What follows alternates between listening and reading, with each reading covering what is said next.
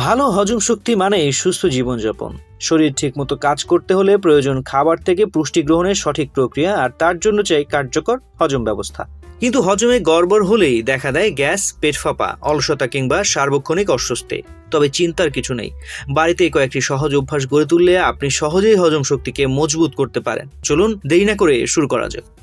সকালে শুরু হোক শরীর চর্চায়। দিনের শুরুটা যদি কিছুটা শরীরচর্চা দিয়ে হয় তাহলে অন্ত্রে রক্ত প্রবাহ বাড়ে, পেটের পেশি সক্রিয় হয় এবং হজম প্রক্রিয়া আরও কার্যকর হয়।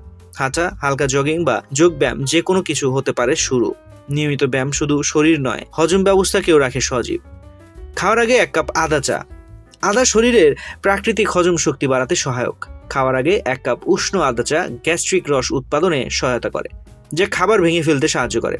এতে খাবার সহজে হজম হয় এবং পেটের অস্বস্তি হ্রাস পায়। দুপুরের খাবার খাওয়ার সঠিক সময় জানো। দেহঘড়ি অনুযায়ী দুপুর 12টা থেকে 2টার মধ্যে হজমের ক্ষমতা সবচেয়ে শক্তিশালী থাকে।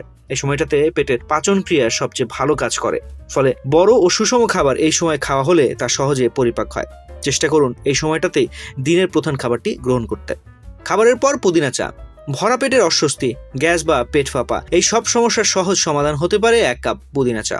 খাবার শেষে পুদিনা চা পান করলে তা পরিপাকতন্ত্রে শিথিল করে এবং হজম প্রক্রিয়াকে গতি দেয়। এটি পেটকে স্বস্তি দেয় এবং হজমে সহায়ক হয়। খাবার খান ধীরে ও মনোযোগ দিয়ে।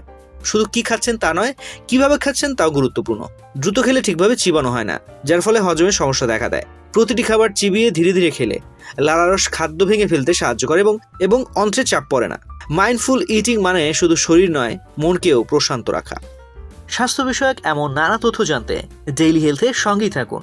এছাড়াও স্বাস্থ্য বিষয়ক সংবাদ জানতে ভিজিট করুন www.dailyhealth.com.bd এবং ডেইলি হেলথের ফেসবুক, ইউটিউব, লিঙ্কডইন, টুইটার ও ইনস্টাগ্রাম পেজ ফলো করুন।